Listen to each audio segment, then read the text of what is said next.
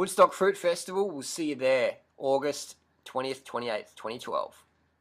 So if you get enough calories, just do have a healthy bit of muscle strength. Definitely helps keep you lean. So I was at a running race the other day and I've won it 4 times in a row now. It's a 5k race on the Gold Coast in Australia. So I've got a lot of fit people here. I've won it 4 times in a row.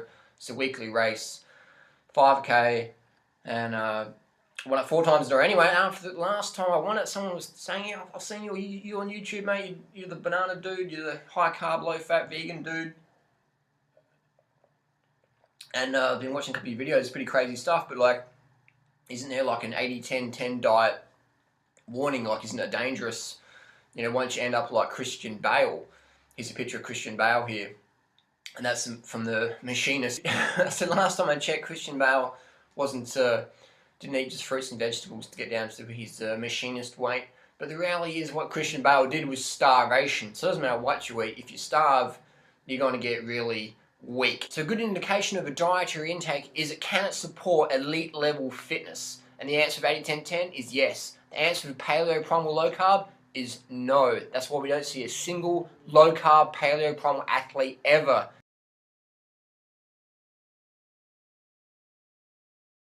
Post your comments down below if you think you've seen a low carb athlete, and I'll tell you who that person is, and I'll tell you why they're not low carb, and I'll show their blog of actually what they do eat. So if 80-10-10, vegan, high carb, whatever, if it's good enough for an Olympic athlete, it's good enough for a world class athlete, it's good enough for elite level athlete, it's good enough for like a national level athlete, a state level athlete, it's good enough for people with no fitness to help build their fitness up. I always laugh when people who can't even run around the block go, I wouldn't get enough protein on that vegan or fruit thing. I wouldn't get enough protein. I can't run around the block, but I know you win marathons, you guys, but I couldn't run around the block though. But I need more protein than you guys. So a good indication you're getting enough nutrition is your fitness level is going to be very high. If you're not getting enough nutrition, you have a low fitness level. And that's why you don't see any paleo or primal low carb athletes on the planet ever, never, zip, nada, can't be done. I've done many videos on that one. So you need carbs, definitely. So 80-10-10 diet warnings, what's to look out for, what's the dangers of 80-10-10? This person was asking me, I'm like, well, the dangers are, the biggest danger is not getting enough calories. Is having that old mindset of like, I can't eat too much, I'm going to have like a little mouse meal, and so you don't get enough calories. But that's not a danger of the diet itself. That's just like someone's mentality, you know, their emotional baggage coming into their new lifestyle. What's the danger? The danger. You get all your nutrition, you get your vitamin A, you get your vitamin K, B12, your body produces that. If you don't produce enough B12, do a B12 shot. I do that, it takes me 30 seconds once every month, or every 2 months. My B12 level is always over 1400 and clinically documented. You know, all my blood tests, and I do real blood tests. A lot of people do blood tests from naturopaths and then put it on Facebook and say, look at me, I'm my naturopath, so I got good blood. You got to get to an authorized pathology laboratory if you want to get blood tests and show people, otherwise it's a bit of a joke. But anyway, my B12 level is always good, vitamin A is good.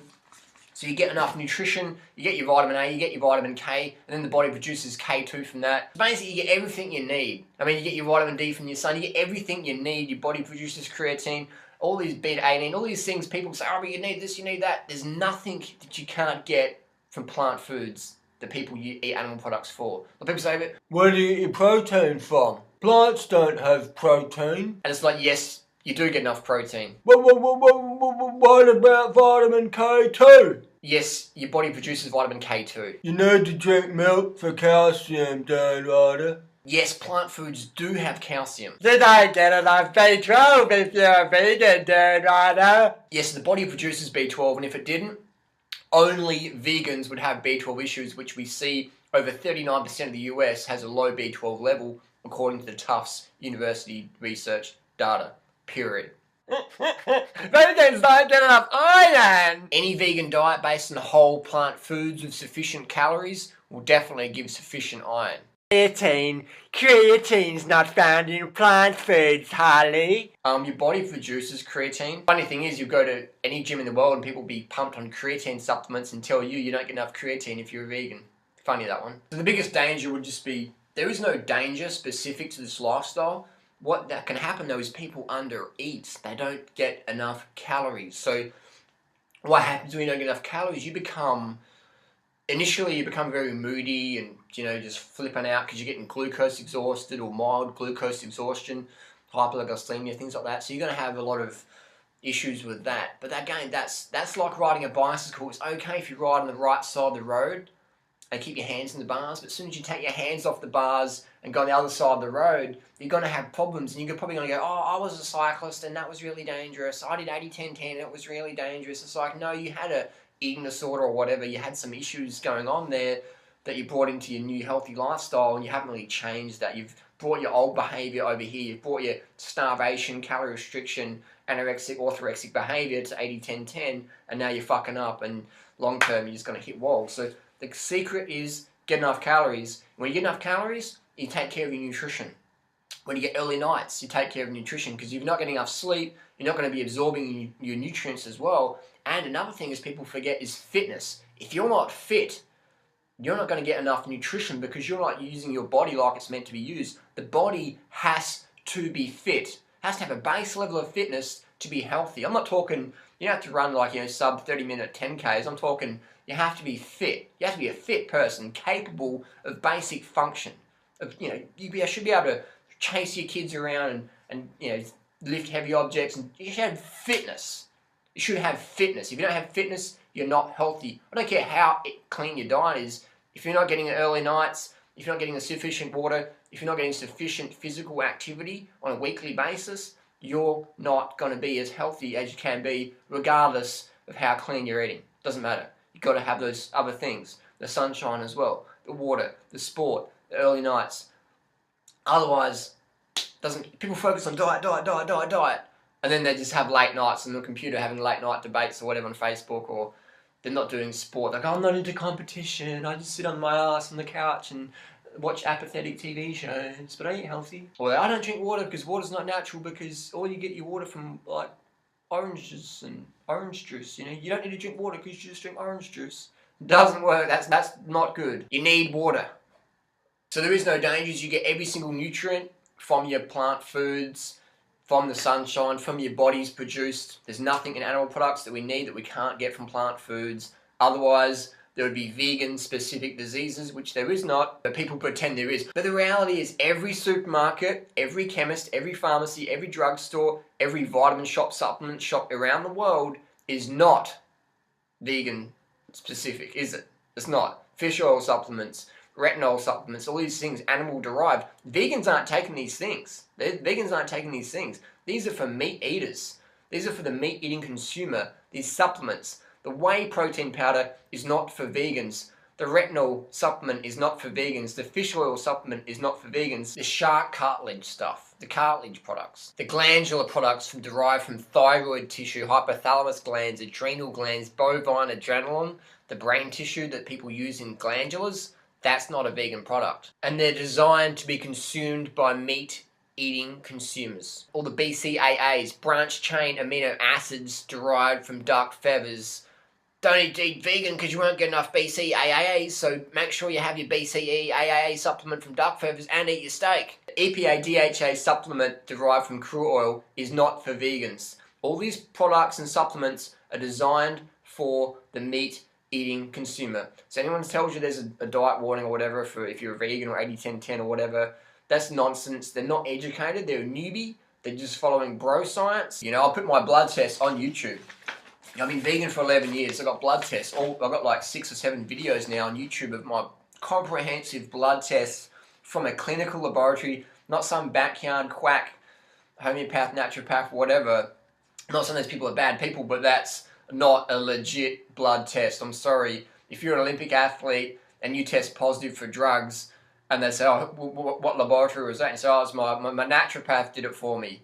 They're gonna, that's not a fucking real test. You need to do it in a full-on lab, man, not some backyard job with some, $300 testing machine or whatever. It's got to be full-on clinical data. Can't be the backyard stuff. So there you go. I'm out there. I'm winning the running races. 4 running races in the last 4 weeks. Back to back. Boom, boom, boom, boom, boom. So that's just it. So anyone that says, oh, blah, blah, blah. It's like, well, look at Duran Rider. Dude's fucking winning races, mate. He's fucking dominating He's on his little fucking banana vegan trip, and he's out there. He's ridden across Australia. He's ridden from Seattle to LA. I can go out training the fittest cyclists on the planet. I've gone out training with Cadel Evans, Lance Armstrong, Valverde, whatever. That's fine. In the hills, mountains, whatever. I can do that. I can go out for 5, 6, 7 hours with those guys and no worries keeping up in the mountains. So anyone that says you don't get enough nutrition, it's like bullshit. I'm not even on caffeine. I'm doing this all caffeine-free, drug-free. I mean, on the paleo diet, it's like caffeine, caffeine, caffeine.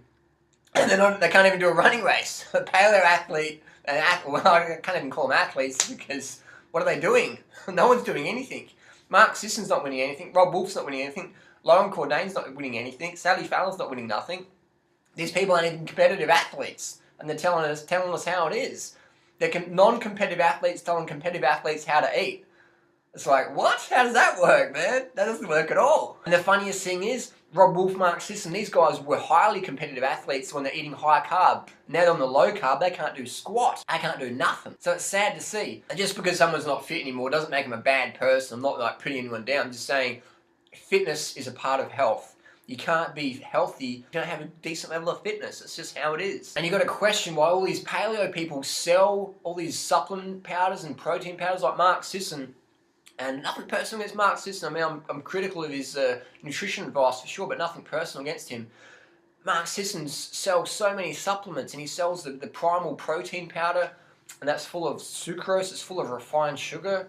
And I was like, Mark Sisson doesn't promote fruit, but he sells the primal protein whey powder with added sucrose and maltodextrin. Sucrose and maltodextrin, last time I checked, that's refined sugar. Don't eat fruit because it's got too much sugar. Buy my protein primal whey powder that's got added maltodextrin and sucrose in it, and have that. It's like, that doesn't make any sense, but it makes a lot of dollars, I guess. So if anyone's taking a lot of supplements, it's the paleo primal low carb crew. It's the standard Australian, standard American diet. Look at it, man. Look in the supermarkets where people are eating their meat, and they're having the protein powders, they're eating their fish, and they're having their fish oil supplements, and it's crazy. So that's just bottom line. Everything you need, you get from plant foods or your body produces. And if anyone tries to sell you anything else, then be wary. Be very wary. Thanks for watching. Don't forget to like, share, subscribe. Post your comments and questions down below. What comments do people tell you about your diet? Thanks for watching. Peace.